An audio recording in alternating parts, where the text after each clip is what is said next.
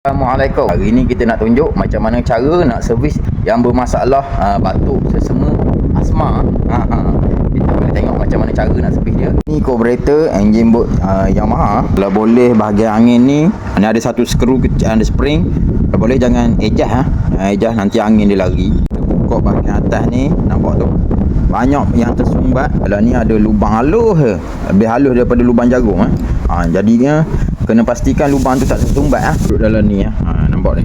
Lubang halus macam tu memang kena kena cuci Ada lubang halus je.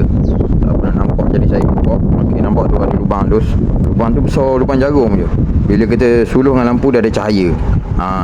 Lubang tu pastikan jangan tersumbat cuci tembok angin, cuci dengan pakai jarum. Okey, supaya dia tak batuk lah. Alhamdulillah kita dah siap servis semua. Okey, padu mantap.